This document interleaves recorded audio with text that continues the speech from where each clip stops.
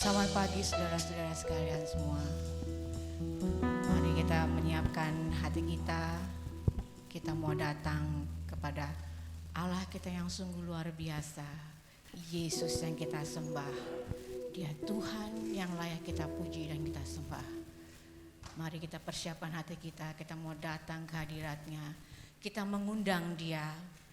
Dan biarlah Dia menjadi tamu kehormatan pada pagi hari ini di dalam hati kita, di tempat ini, sehingga kita semua mengalami secara luar biasa hadirat Tuhan. Mari saudara-saudara, saya undang bangkit berdiri semuanya. Kita mau mempersiapkan diri kita untuk menyembah Allah kita yang sungguh luar biasa. Terima kasih Yesus, haleluya Tuhan. Terpujilah Engkau Tuhan Yesus, haleluya Tuhan. Amin, haleluya. Glory bagimu Yesus. Terpujilah Engkau Tuhan, amin.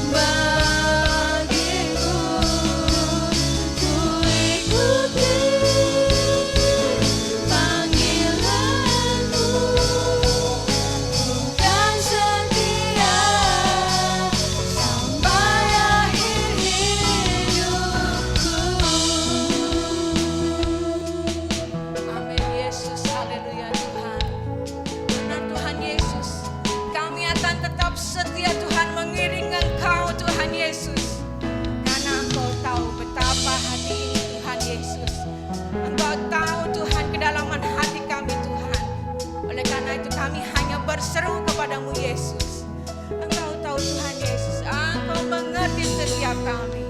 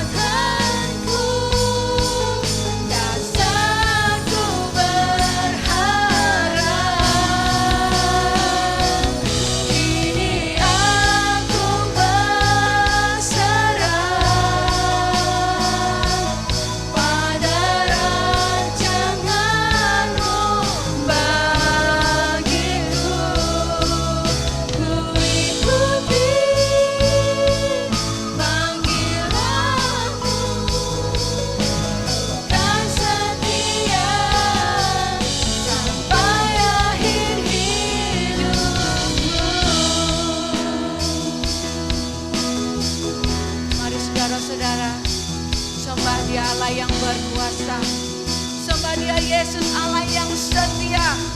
Biarlah Tuhan Engkau menilik kita semua, Engkau menilik hidup kami Tuhan, Engkau menilik hati kami Yesus. Haleluya Yesus, terpujilah Engkau. Haleluya Yesus, terpujilah Engkau Yesus. Amin. Terima kasih Yesus. Haleluya. Terpujilah Engkau Yesus.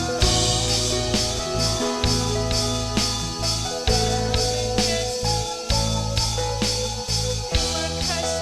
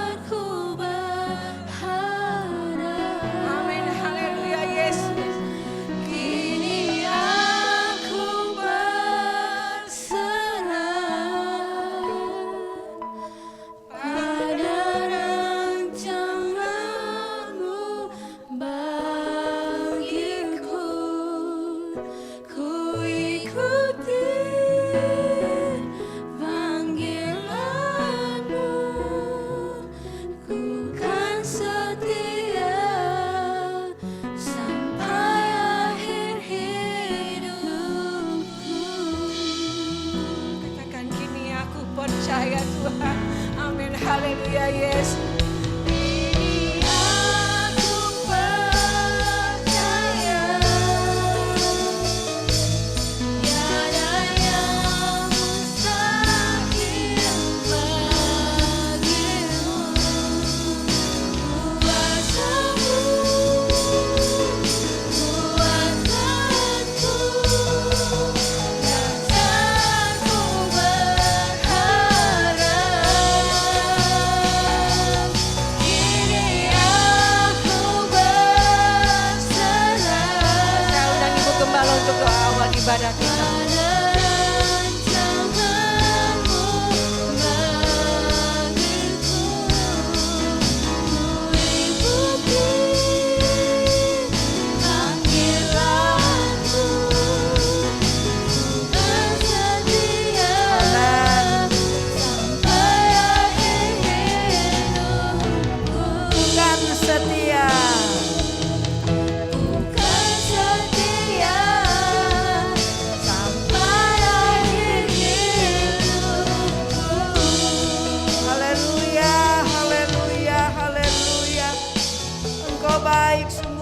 Sangat baik Bapa di surga. Kami bersyukur kepadamu Bapa, karena kebaikan dan kemurahan-Mu kami masih boleh ada sebagaimana kami ada saat ini. Dan kami rindu Tuhan untuk menyenangkan hati-Mu, karena Engkau sudah melakukan perkara-perkara yang besar, perkara-perkara yang ajaib. Apa yang tidak pernah kami pikirkan, Engkau berikan itu kepada kami. Sungguh kami tidak dapat membalas semua kemurahan Tuhan, kasih setia Tuhan di sepanjang hidup kami. Saat ini kami menaikkan syukur kami kepadamu dengan segenap hati, dengan segenap kekuatan kami, dengan segenap jiwa kami Tuhan. Kami mohon belas kasihan-Mu Bapa untuk mencurahkan kuasa-Mu ke atas kami. Engkau mau jamah hati kami sehingga kami dapat memberikan sesuatu yang benar-benar menyenangkan hati Tuhan. Haleluya. Urapan-Mu turun ke atas hamba-hamba-Mu yang Kau percayakan untuk melayani pekerjaan-Mu pada saat ini Bapa.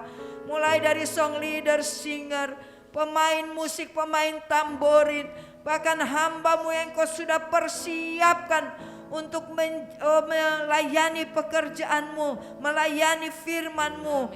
Tuhan pakai dan urapi mereka semua dengan kuasa Roh Kudus-Mu.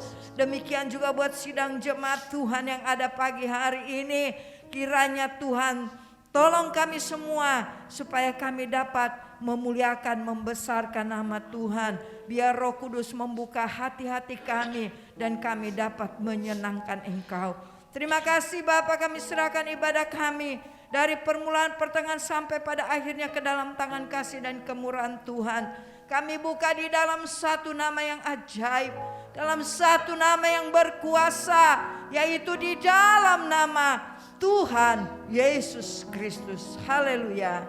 Amin. Puji Tuhan, terima kasih. Oke, kita mau bersorak bagi Tuhan. Saatnya segenap hati kita untuk memuji Allah kita yang sungguh luar biasa. Amin.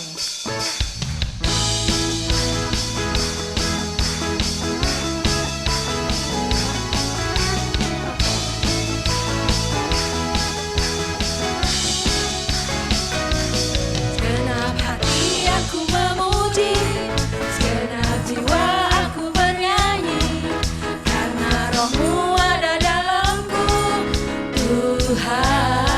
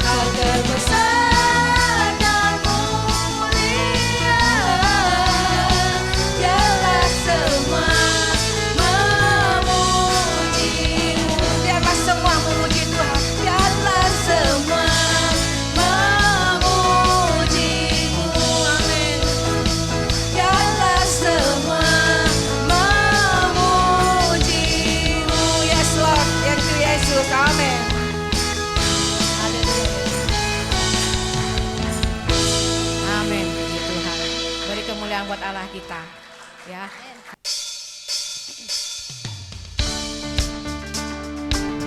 Amin, haleluya.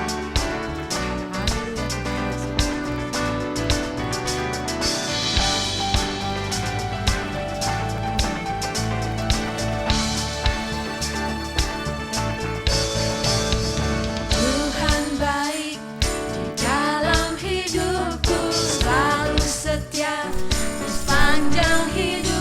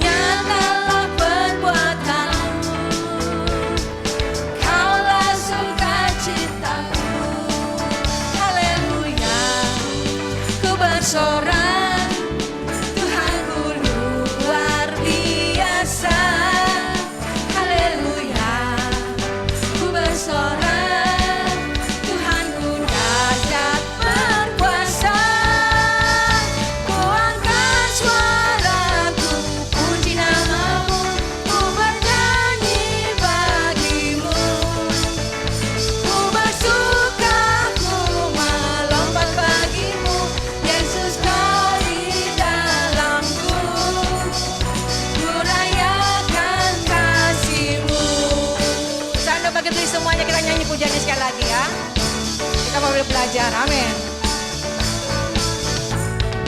Tuhan baik dalam hidupku, selalu setia di sepanjang hidupku. Nyatalah perbuatanmu, kaulah sukacitaku. Katakan Tuhan baik. Tuhan baik di dalam hidupku, selalu setia di sepanjang hidupku. Nyatalah perbuatanmu, kaulah sukacitaku. Haleluya, ku bersorak, Tuhanku luar biasa. Haleluya, ku bersorak, Tuhanku dahsyat berkuasa. Ku angkat suaraku, puji namamu, ku bernyanyi bagimu. Ku bersuka, ku melompat bagimu, Yesus kau di dalamku. Ku rayakan kasih-Mu, ku angkat suaraku, puji namamu, ku bernyanyi bagimu. Amin Yesus. Ku bersuka, ku melompat bagimu, Yesus kau di dalamku. Ku rayakan kasih-Mu, Yesus kau di dalamku, Yesus kau di dalamku. Ku rayakan kasih-Mu. Amin, puji Tuhan. Beri kemuliaan bagi Tuhan. Haleluya. Saudara-saudara, kita siapkan hati kita. Kita mau dengar firman Tuhan yang membasahi hati kita, yang menerangi hidup kita, yang menenangkan hidup kita. Yesus, kami siap mendengarkan firman-Mu. Mari Tuhan, kuasai hati, pikiran, dan semuanya Tuhan hanya tertuju kepadamu. Lord, haleluya Yesus, amin, amin, amin.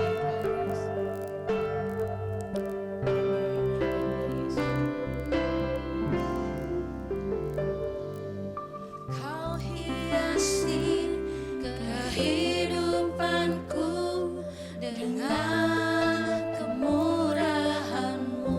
Amin Tuhan. Kau rancangkan masa depanku penuh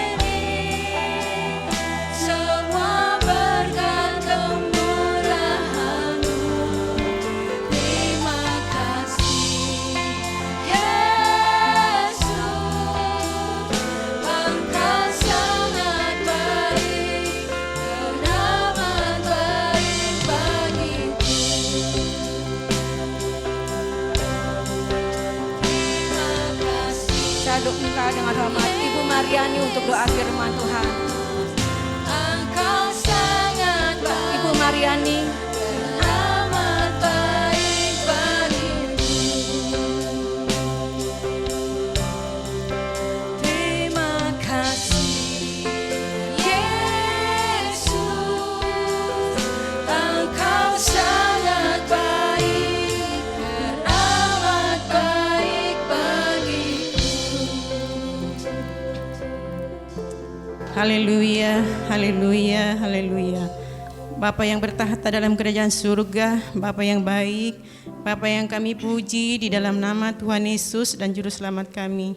Bapa, kami mengucap syukur kehadirat-Mu pada saat yang indah ini Tuhan, atas pimpinan-Mu di dalam kehidupan kami ya Bapa, atas segala kasih-Mu, kemurahan-Mu yang telah Kau berikan di dalam hidup kami, yang menuntun kami ya Bapa. Terima kasih Yesus, terima kasih Tuhan. Engkau selalu menguatkan kami Bapa. Apapun yang kami hadapi, Engkau selalu ada bagi kami. Terima kasih Tuhan yang baik. Kami juga bersyukur Tuhan, seberapa kami jemaat-Mu yang ada di tempat ini, kami boleh menikmati Engkau pada saat indah ini Tuhan. Terima kasih Yesus, Engkau tahu keberadaan kami satu persatu Tuhan. Yang sakit Tuhan sembuhkan, yang lemah Tuhan kuatkan. Tuhan, hamba-Mu yang telah memimpin kami dengan puji-pujian Tuhan, berkati Tuhan kehidupannya Tuhan. Berkati Tuhan pelayanannya Tuhan, supaya lebih heran lagi Tuhan, semua untuk hormat kemuliaan nama-Mu Tuhan. Dan semua yang ambil bagian ya Bapak, pemusik, tamborin, semuanya Tuhan, ya, tidak ada yang terlewatkan, mendapat kemurahan-Mu Bapak, pertolongan-Mu, terutama untuk pelayanan mereka Tuhan, supaya lebih lagi Tuhan, untuk kehormat kemuliaan nama-Mu Tuhan. Tuhan, sebentar kami akan mendengarkan kebenaran firman-Mu Tuhan. Terlebih dahulu jamah Tuhan hati kami pribadi lepas pribadi Tuhan. Ampuni Tuhan segala dosa dan pelanggaran kami Tuhan, supaya setiap kebenaran firman-Mu yang ditaburkan Tuhan boleh tinggal di dalam hati kami Tuhan, menjadi penuntun dalam hidup kami Bapa, agar kami dapat menjalani hidup kami seperti yang Tuhan mau ya Bapa. Bapa, hamba-Mu yang telah Kau persiapkan untuk menyampaikan kebenaran firman-Mu Bapa, terlebih dahulu Tuhan urapi, sembunyikan di belakang salib-Mu Tuhan, agar setiap perkataan yang diucapkan berasal daripada Engkau Tuhan, dan kami yang mendengarkan Tuhan diberkati Tuhan. Terima kasih Tuhan. Inilah dua ucapan syukur kami Bapa yang kami naikkan kepadamu hanya dalam nama Tuhan Yesus dan Juru Selamat kami. Amin. Haleluya. Puji Tuhan. Ya, bersyukur pada Tuhan. Kembali lagi saya boleh Tuhan berikan kesempatan untuk melayani pada siang ini, pagi menjelang siang. Terima kasih kepada Tuhan tentunya sudah memberikan kesehatan, kekuatan, memberikan kesempatan yang baru. Juga terima kasih untuk Bapak Ibu Gembala yang sudah memberikan saya kesempatan untuk melayani pada pagi hari ini. Puji Tuhan Bapak Ibu Saudara, kita langsung saja masuk ke dalam firman Tuhan. Saya berikan judul yaitu Kudus. Apa itu kekudusan Saudara? Apa itu kekudusan? Dalam perjanjian lama kita melihat bagi Bapak Ibu yang mungkin sudah membaca ya perjanjian lama, kita akan melihat bahwa kekudusan itu kita menjauhkan diri dari hal-hal yang najis, hal-hal yang bersifat najis. Apa itu yang bersifat najis? Dalam imamat, saudara bisa pelajari di rumah, ada banyak hal yang membuat kita najis atau tidak kudus, tidak bersih ya. Salah satu contohnya adalah penyakit kulit seperti kusta, lalu kematian. Jadi kita tidak boleh memegang bangkai atau sesuatu yang sudah mati gitu ya, bangkai atau mayat gitu, dan itu bisa menajiskan orang Israel saat itu. Lalu Tuhan juga menajiskan untuk kita bergaul dengan bangsa lain. Karena kita adalah bangsa pilihan, Tuhan memisahkan kita. Dan kalau kita bergaul itu kita menjadi sesuatu yang najis. Karena ada yang bercampur di situ. Lalu ada banyak hal lain. Contohnya kita tidak boleh melawan orang tua. Kita melanggar peraturan Allah, apa yang Allah telah tetapkan bagi umatnya. Kalau kita langgar, maka kita menjadi najis. Dan kalau kita sudah menjadi najis, kita harus mentahirkan diri. Ada prosesnya untuk mentahirkan diri. Untuk kita bisa datang kepada Tuhan. Jadi orang pada perjanjian lama mereka menjaga kekudusannya sedemikian rupa. Jangan sampai tersentuh ini, jangan sampai terkena penyakit ini. Karena pada perjanjian lama, saudara, sebuah penyakit itu mengidentifikasikan bahwa orang itu memiliki dosa. Jadi ketika kita punya dosa yang kita sembunyikan, maka Tuhan itu menunjukkan dosa itu dengan penyakit-penyakit, dengan kusta dan lain sebagainya. Karena itu orang yang sakit kusta dianggap najis dan ia harus membereskan dirinya, harus mentahirkan dirinya. Bertobat pasti harus bertobat. Itu dari kelakuannya yang tidak baik. Nah, dalam Imamat pasal yang ke-20 ayat ke-8, bisa tolong dibukakan. Imamat pasal yang ke-20 ayat yang ke-8.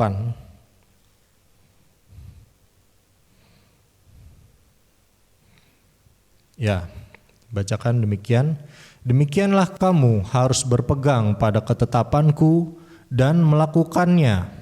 Akulah Tuhan yang menguduskan kamu. Jadi dari ayat ini kita tahu bahwa hanya Tuhan yang bisa menguduskan kita. Nah, artinya apa sih kudus? Dalam Imamat pasal yang ke-20 ayat 26. 20 ayat yang ke-26. Nah, kita baca demikian. Kuduslah kamu bagiku, sebab aku ini Tuhan kudus, dan aku telah memisahkan kamu dari bangsa-bangsa lain, supaya kamu menjadi milikku. Jadi kalau kita kembali ke slide, saudara. Apa itu kekudusan? Kudusan dalam perjanjian lama. Nah, kudus itu artinya terpisah. Terpisah, tidak terkontaminasi. Tuhan telah memisahkan kita. Tuhan memisahkan kita dari bangsa-bangsa lain. Bangsa-bangsa lain itu adalah bangsa-bangsa yang berzina dengan menuhankan sesuatu yang bukan Tuhan. Berzina dari Tuhan karena mereka mengangkat berhala-berhala menjadi Tuhan mereka. Karena itu bangsa Israel dipisahkan, dikuduskan. Saya memberikan satu ilustrasi seperti orang yang sedang memotong wortel, saudara. Situ ada orang motong wortel, kidal kayaknya. Jadi pakai tangan kiri ya. Nah, orang memotong wortel, saudara, dia dipotong-potong dulu. Setelah itu dipisahkan. Dipotong-potong dulu baru dipisahkan. Demikian juga Tuhan telah memotong-motong kita dari bangsa-bangsa lain, dari budaya-budaya yang dipercaya oleh dunia ini. Tuhan potong kita, lalu Tuhan pisahkan supaya kita menjadi kudus. Kudus, kita terpisah, tidak lagi terkontaminasi, tidak lagi ada hubungan dengan hal-hal yang najis, hal-hal yang dapat menajiskan kita. Ini adalah arti kekudusan itu dalam perjanjian lama, dan itu berlaku sampai saat ini. Kita memisahkan diri sebagai orang Kristen, kita pisahkan diri. Dan saudara, dalam firman Tuhan, dalam Alkitab yang kita pegang ini berisikan banyak hal juga, bukan hanya yang Tuhan perintahkan atau yang Tuhan suruh, tetapi ini juga berisikan tentang apa yang Tuhan benci. Supaya apa? Supaya Bapak, Ibu, Saudara semua bisa menjauhi hal-hal yang Tuhan benci. Kita tahu apa yang Tuhan benci. waktu kita baca firman Tuhan ini. Banyak hal, saudara, yang Tuhan mau kita jauhi. Saudara, kalau misalkan firman Tuhan itu katakan, kalau matamu berdosa, cungkilah itu. Supaya apa? Supaya jangan matamu yang berdosa ini membawa seluruh tubuhmu masuk ke dalam neraka. Tetapi cungkilah matamu supaya kau tidak berdosa lagi. Kalau tanganmu berdosa, potonglah dan buanglah. Supaya jangan sampai tanganmu yang berdosa ini membuat tubuhmu seluruhnya masuk ke dalam neraka. Ini adalah majasi perbola ya, yang Tuhan sampaikan di sini. Betapa kita harus menjaga kekudusan itu, betapa pentingnya kekudusan itu bagi Tuhan. Kalau ada hal yang berpotensi membuat kita menjadi najis, itu sebaiknya kita buang jauh-jauh, kita jauhi, dijauhi. Apa saja yang berpotensi membuat kita jauh dari Tuhan, berpotensi membuat kita menjadi najis, itu harus kita jauhi. Kira-kira pesannya seperti itu. Karena kita telah dikuduskan oleh Tuhan. Lalu berikutnya Bapak Ibu Saudara, lalu dalam perjanjian baru Yesus hadir. Yesus hadir di tengah-tengah dunia. Yesus adalah pribadi Allah yang tidak bisa dicemari, saudara. Kalau saudara membaca firman Tuhan dikatakan Allah itu terang dan kegelapan tidak berkuasa atasnya. Antara lain, Yesus tidak bisa dinajiskan dengan apa yang ada di dunia ini. Yesus tidak bisa dicemari karena dia adalah kudus adanya. Yesus adalah pribadi Allah. Kita tahu pribadi Allah, Bapa, Putra, dan Roh Kudus. Tuhan, Yesus, dan Roh Kudus. Ini adalah ketiga pribadi Allah. Dan pribadi Allah ini tidak bisa dicemari. Dalam Matius pasal yang ke-8 ayat 1-4, saya mengajak kita semua membaca firman Tuhan. Matius pasal yang ke-8 ayat 1 sampai yang ke-4.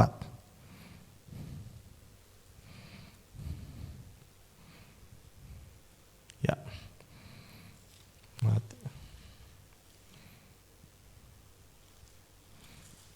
Ya, demikian firman Tuhan. Setelah Yesus turun dari bukit, orang banyak berbondong-bondong mengikuti dia. Maka datanglah seorang yang sakit kusta kepadanya, lalu sujud menyembah dia dan berkata, "Tuan, jika Tuan mau, Tuan dapat mentahirkan aku." Lalu Yesus mengulurkan tangannya, menjamah orang itu dan berkata, "Aku mau, jadilah engkau tahir." Perhatikan ayat ini saudara, dikatakan Yesus mengulurkan tangannya dan menjamah. Dalam perjanjian lama kita tahu orang Israel tidak boleh menjamah orang kusta karena apa? Kusta itu akan menular. Kenajisan itu akan menular. Itu yang Tuhan perintahkan kepada manusia. Jangan kau pegang orang kusta karena itu menular. Dosa itu menular, saudara. Kalau kita dekat-dekat, kita coba-coba bergaul tanpa ada Tuhan di dalam kita, kita akan tertular. Pasti. Karena ini firman Tuhan dan itu telah saya saksikan dimanapun juga. Tapi berbeda ketika Yesus yang menjamah. Karena Yesus adalah pribadi Allah yang tidak dapat tercemari. Yesus tidak dapat dicemari karena dia sendiri adalah kudus. Kita melihat Yesus menjamah orang kusta itu. Tapi yang terjadi bukan Yesus jadi kena kusta, saudara. Pernah Bapak Ibu Saudara melihat atau membaca Yesus sakit di dalam Alkitab? Tidak ada. Kalau saudara baca, Yesus gak pernah sakit, saudara. Karena ia sendiri adalah kudus. Karena ia kudus. Di dalamnya ada power, ada kemuliaan Allah. Karena itu tidak bisa dia dicemari. Ia kudus adanya. Karena itu ketika Yesus menjamah orang yang kusta ini, bukan Yesus yang terkena kusta, tetapi Yesus membawa kekudusannya itu kepada orang kusta, menyebarkan kekudusannya itu, mentransfer, sehingga orang yang kusta tadi disembuhkan. Puji Tuhan, haleluya. Dari sini juga kita bisa tahu bahwa hanya Yesus, hanya pribadi Allah yang bisa membuat kita tahir. Karena hanya Dia yang kudus dan hanya Dia yang bisa membuat kita tahir. Kita melihat bahwa kita sebagai orang berdosa digambarkan sebagai orang kusta. Orang kusta itu orang yang gak pede. Dia pasti ada di pinggir-pinggir jalan dan dia bersembunyi. Karena kusta. Dirinya menjijikan, kehidupannya menjijikan. Sehingga orang-orang gak ada yang mau dekat-dekat dengan mereka. Orang kusta ini merasa dijauhi dan orang kusta ini gak bisa datang kepada Allah karena penyakitnya. Karena itu dia gak bisa masuk ke bait Allah. Saudara, lalu kembali slide. Nah, hanya pribadi Allah yang sanggup menguduskan kita. Dari diri kita sendiri, kita tidak bisa menguduskan diri kita sendiri. Kita ini berdosa adanya. Rancangan hati manusia dikatakan selalu membawa manusia kepada dosa. Tetapi Tuhan yang menuntun kita. Lalu berikutnya di dalam Yohanes pasal yang kelima ayat yang ke-14. Sini juga ada cerita yang sangat menarik. Yohanes pasal yang kelima ayat yang ke-14. Ya, jadi saya ceritakan sedikit bagaimana cerita sebelumnya ya. Bagaimana Yesus bertemu dengan seseorang di pinggir kolam. Mungkin banyak yang sudah tahu ya, ini cerita anak-anak sekolah minggu. Ada orang lumpuh, ada di pinggir kolam, dan ketika kolam itu beriak-riak, artinya malaikat turun katanya, lalu orang yang pertama masuk itu akan disembuhkan. Tapi karena orang ini lumpuh, dia selalu gagal untuk masuk ke dalam kolam tersebut. Kita harus tahu bahwa ini kolam bukanlah kolam yang dari Allah ya, saudara. Jadi kalau kita menyelidiki kolam ini yang dipercaya bisa menyembuhkan, itu merupakan di mana ada sarana orang-orang penyembahan pada berhala di sana. Jadi apa yang mereka percayai tentang kolam ini itu merupakan penyembahan berhala kepada dewa-dewa. Jadi ini adalah tempat yang sangat menjijikan sebenarnya bagi Tuhan. Ini hal yang sangat menjijikan. Tetapi Yesus dia datang ke tempat itu karena ingin menyembuhkan si orang lumpuh. Bapak Ibu Saudara, pada perjanjian lama kalau kita menyelidiki bahwa orang yang cacat itu tidak diizinkan masuk ke bait Allah. Orang yang cacat tidak diizinkan masuk ke dalam bait Allah. Karena apa? Kita tahu bahwa kalau kita memberikan korban persembahan kepada Tuhan, itu tidak boleh ada yang bercela, tidak boleh ada yang cacat. Masih ingat saudara?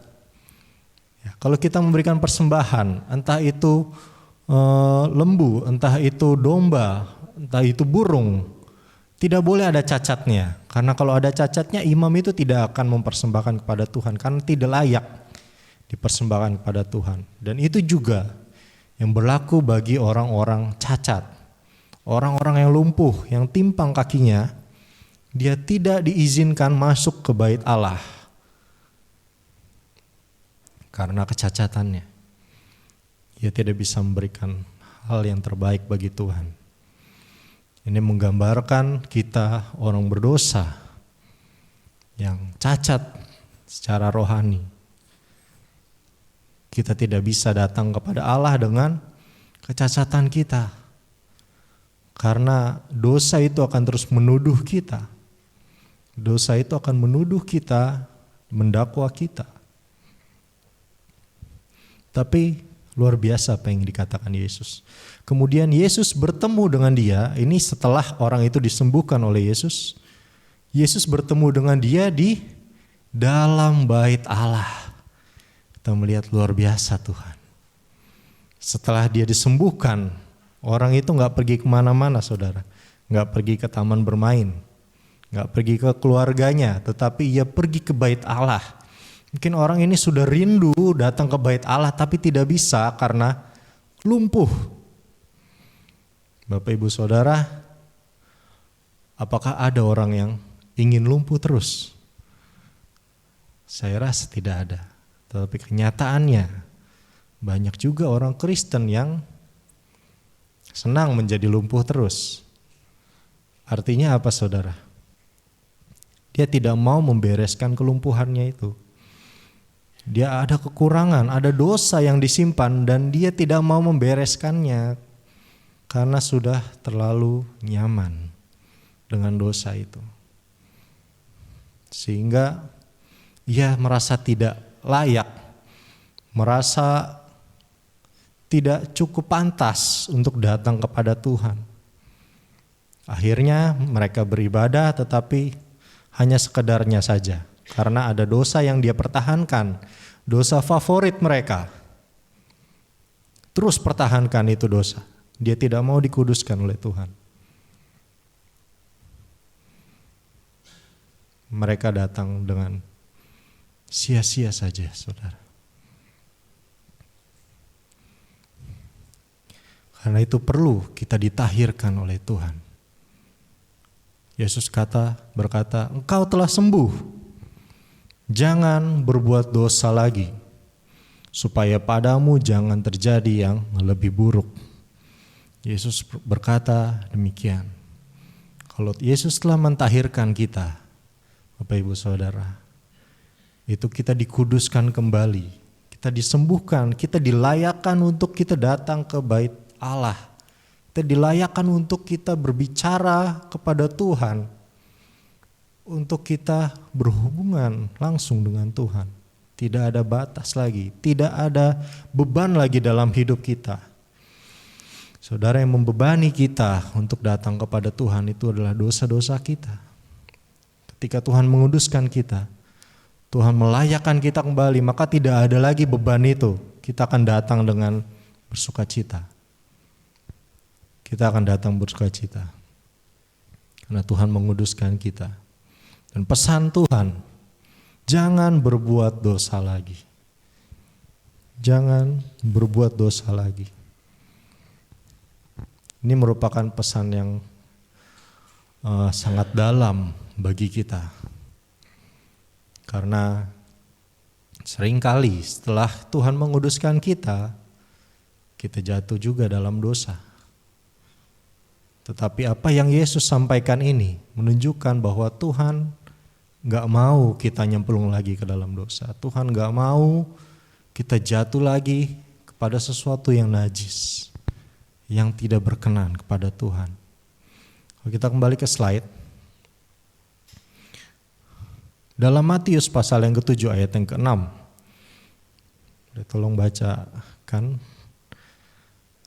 Ya, bukakan. Matius 7. Nah, ini adalah perumpamaan tentang hal yang kudus dan yang berharga. Hal yang kudus dan yang berharga. Bapak Ibu Saudara perhatikan baik. Jangan kamu memberikan barang yang kudus kepada anjing, dan jangan kamu melemparkan mutiaramu kepada babi, supaya jangan diinjak-injaknya dengan kakinya, lalu ia berbalik mengoyak kamu. Bapak Ibu Saudara telah dikuduskan oleh Yesus. Ketika Yesus menjamah hati Bapak Ibu Saudara, Yesus menguduskan seluruhnya. Yesus memisahkan kita dari kehidupan yang tidak berkenan pada Tuhan. Kita adalah hal yang kudus itu. Bapak Ibu Saudara kudus dan berharga. Jangan Bapak Ibu Saudara menyerahkan diri saudara lagi kepada hal yang najis, pada hal yang kotor. Di sini diberikan perumpamaan, berikan kepada anjing dan kepada babi. Itu merupakan hal yang kotor. Anjing itu selalu kembali ke muntahnya dan babi itu kembali ke kumbangannya setelah mandi. Karena mereka suka hal yang kotor. Dan itulah yang ada, itulah roh-roh yang ada di dalam dunia saat-saat ini. Mereka menawarkan hal-hal yang kotor. Supaya kita menjadi kotor bersama-sama dengan dunia. Tapi Tuhan menawarkan hal yang lain. Jangan kembali lagi kepada hal-hal yang tidak berkenan kepada Tuhan. Kita harus menjaga kekudusan kita supaya kita terus layak dan tidak ada lagi beban yang bisa menghalangi kita. Amin, saudara. Lalu kembali ke slide. Situ ada gambarnya Yesus dan orang kusta ya. Berikutnya, lalu pada saat Roh Kudus turun. Roh Kudus turun. Roh Kudus adalah pribadi Allah yang ketiga turun dan memenuhi murid-murid Yesus pada saat itu. Dia memenuhi murid-murid Yesus. Saudara bisa bayangkan bahwa pribadi Allah yang kudus itu tinggal di dalam hati Bapak Ibu Saudara saat ini. Apakah saudara sudah layak menerima hal yang kudus itu di dalam hati saudara? Karena itu sulit, sangat sulit untuk seseorang bisa penuh dengan Roh Kudus. Karena orang itu harus menjaga tubuhnya. Jangan lagi mereka terkontaminasi. Karena apa? Roh Kudus itu harus memenuhi hidup kita. Roh Kudus itu memenuhi hidup kita. Dan Roh Kudus akan memenuhi tempat yang kudus. Jaga hidup kita baik-baik, saudara. Kita datang pada Tuhan. Kita minta dikuduskan, kita disucikan, dan kita jaga kudusan itu baik-baik supaya Roh Kudus turun memenuhi hidup kita. Ini yang terjadi pada murid-murid. Pribadi Allah itu ada di dalam murid-murid Yesus. Dan disinilah saatnya kekudusan itu disebarkan, bukan lagi oleh Yesus, tetapi oleh murid-muridnya, oleh Bapak Ibu, oleh kita semua. Kekudusan itu disebarkan. Di dalam Kisah Para Rasul, pasal yang ketiga, ayat yang ke-6. Boleh kita baca?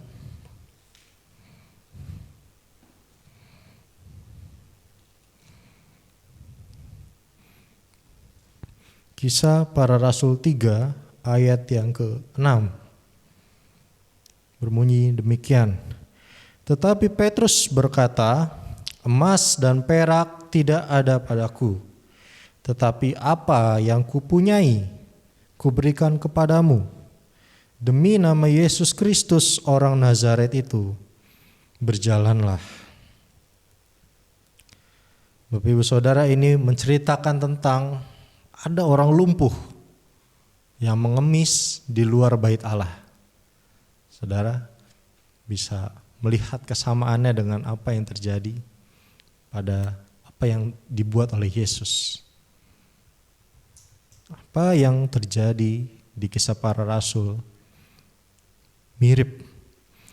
Tapi orang ini sudah terlalu nyaman ada di luar bait Allah. Yang diharapkan apa? Dia tidak mengharapkan kesembuhan, saudara. Dia tidak lagi mengharapkan kesembuhan. Apakah ada dari kita saat-saat ini tidak lagi mengharapkan pentahiran diri kita, tidak lagi mengharapkan kemurnian hati kita. Yang kita harapkan bagaimana masalah kita selesai. Yang kita harapkan bagaimana kita bisa diberkati Tuhan. Karena itu Petrus katakan, emas dan perak tidak ada padaku. Kamu jangan ngarepin itu. Tapi satu hal yang harus kita tekankan, kita perlu kekudusan itu. Kita perlu Tuhan memurnikan kita. Setiap dosa-dosa yang merintangi kita, kita harus memohon dengan sangat. Tuhan, ampuni saya. Tuhan, ubahkan saya. Yang tadinya suka berbohong, Tuhan, saya tidak mau berbohong lagi karena saya tahu itu tidak berkenan. Yang tadinya terikat pada obat-obatan atau hal yang lain, kecanduan, baik itu pornografi, kecanduan, games, dan lain sebagainya. Tuhan, saya tahu ini tidak berkenan. Mohonkan itu saudara. Itu penting. Karena itu Petrus katakan, kami tidak punya emas dan perak. Itu hal-hal material. Tetapi yang kami punya, itu akan kami berikan. Saat itu Petrus menyalurkan kekudusannya itu sehingga orang yang tadinya lumpuh ini menjadi tahir, saudara. Dan sekarang saatnya Bapak Ibu Saudara mengerjakan pekerjaan-pekerjaan Kristus itu, karena Roh Kudus ada di tengah-tengah kita. Roh Kudus menguduskan kita, bukan untuk kita jatuh lagi ke dalam kubangan, saudara, tapi untuk kita bangkit. Untuk kita tidak lagi kembali pada dosa kita. Untuk kita bangkit, untuk kita menyalurkan kekudusan itu kepada orang lain. Karena Tuhan ingin menyelamatkan sebanyak-banyaknya jiwa. Tuhan mau pisahkan. Dalam firman Tuhan selalu ada pemisahan, saudara. Ada orang yang bekerja, 5 wanita bijaksana, 5 wanita bodoh. Pada akhirnya pemisahan itu harus terjadi. Dan kita ada di golongan mana? Itu yang perlu kita pikirkan saat-saat ini. Karena Tuhan akan datang segera. Jangan lagi kita dibutakan, kita dialihkan pikiran kita. Kita terlalu nyaman ada di luar bait Allah, meminta-minta supaya kita hidup. Tetapi jangan hanya hidup, saudara. Kita harus hidup dengan penuh kebebasan. Kebebasan untuk memuliakan Allah, kebebasan datang kepada Tuhan. Kebebasan kita masuk ke dalam bait Allah, masuk ke dalam hadirat Allah. Saya kembali ke slide.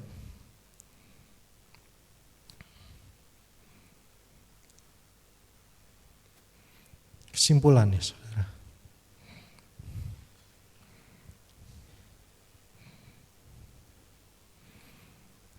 Kesimpulannya, Allah menguduskan kita supaya kita bebas datang ke bait Allah.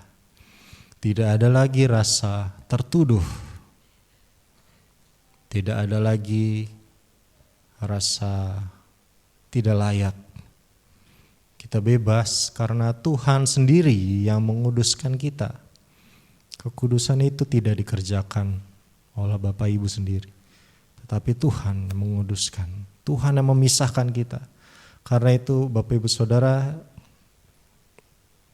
ketika kita dipenuhi Roh Kudus, itu ada hal yang membuat kita ingin dekat pada Tuhan. Seperti Tuhan menanamkan sesuatu dalam hati kita untuk kita dekat pada Tuhan. Kita ingin terus mencari Tuhan dengan menjauhi apa yang ada dalam dunia ini. Karena apa, saudara? Tuhan itu sedang menguduskan kita. Tuhan itu membuat perbedaan. Ini loh hal yang daripadaku, ini hal yang bukan daripadaku. menjauh, pisahkan diri. Ketika kita dipenuhi Roh Kudus, itu hal yang pertama kali kita rasakan. Kita selalu ingin dekat pada Tuhan, kita dipisahkan Tuhan. Saya mau bersaksi sedikit. Waktu saya di sekolah Alkitab, itu ada waktu saya kelas 1, Bapak Ibu Saudara, ada seorang senior ya, kelas 2. Dia dari Manado, orangnya kecil, kurus gitu ya. Tetapi setelah saya dapat informasi dari orang-orang bahwa dulunya dia adalah anggota geng motor. Jadi suka begal, minum-minum dan sebagainya, itu menjadi bagian hidupnya dulu. Tetapi apa yang ia lakukan di sekolah Alkitab itu membuat saya terpana. Karena apa Bapak Ibu Saudara? Ia rela bayar harga sedemikian rupa untuk meninggalkan hal-hal yang lama. Setiap malam di saat orang biasanya jam 10 kan lampu mati, biasanya orang berdoa di aula, tapi dia enggak. Dia ke aula, dia baca firman Tuhan sejam 2 jam, habis itu dia berdoa. Itu bisa sampai jam 2 subuh saudara, bisa sampai jam 3, bahkan dia kadang tidur di sana. Lalu pagi dia harus mengikuti sesi. Kebayang saudara, ininya udah hitam. Sudah hitam sini. Lalu setelah saya dapat info lagi, luar biasa sekali orang ini. Dia punya handphone saudara. Handphonenya itu handphone jadul yang buat SMS dan telepon doang. Jadul banget. Alasannya apa? Dia gak mau terkontaminasi sama apa yang ada di dunia saat-saat ini. Saat itu dia menguduskan dirinya sedemikian rupa. Dibangun mungkin dalam keadaan yang mengantuk gitu, tapi dia berusaha untuk menjauhi semuanya itu. Hal-hal yang tidak berkenan kepada Tuhan, dijauhi.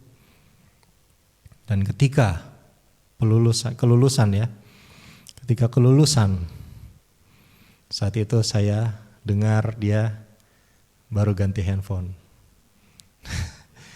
Dia ganti handphone. Karena dia sudah siap mempengaruhi. Dia tidak lagi dipengaruhi. Dulu kenapa dia tidak ganti handphone? Dia takut dipengaruhi. Tapi ketika dia lulus, dia berani, Roh Kudus itu tinggal. Dia siap mempengaruhi. Demikian juga kehidupan kita. Hidup kita mempengaruhi. Roh Kudus menguduskan orang lain melalui hidup kita. Ketika Tuhan menguduskan kita, percayalah bahwa bukan hanya sampai situ. Bukan hanya sampai kita. Tapi kita membawa dampak. Kita mempengaruhi orang lain, menguduskan orang lain, supaya orang lain juga bisa terpisah dari hidup yang lama. Bapak Ibu Saudara, hanya orang yang bebas yang bisa membebaskan orang yang terikat. Kalau orang yang terikat tidak bisa membebaskan orang yang terikat. Karena itu kita harus bebas. Cara bebasnya, Allah menguduskan kita supaya kita bebas. Bebas apa? Bebas datang ke bait Allah. Kita bebas. Tidak ada lagi rasa tertekan. Bapak Ibu Saudara, marilah kita datang kepada Tuhan. Kita minta Tuhan menguduskan hati dan pikiran kita. Kita harus ada keinginan untuk kita hidup kudus di hadapan Tuhan. Jangan senang ada di luar bait Allah saudara dengan segala kelemahan kita. Mari Bapak Ibu Saudara, saya undang kita semua bangkit berdiri. Saya undang pemain musik maju ke depan. Kita nyanyikan pujian, Ku datang Tuhan dalam hadirat-Mu. Saya undang kita semua bangkit berdiri, kita sama-sama bernyanyi. Minta Roh Kudus menguduskan hidup kita, melepaskan kita dari setiap keterikatan kita. Karena itulah menjadi salah satu esensi dalam kehidupan kekristenan kita, untuk kita lepas dari setiap keterikatan. Haleluya. Datang Tuhan dalam hadirat-Mu, perhiaskan kekudusan. Seluruh sujud menyembah-Mu, ku tersentuh dan berserah.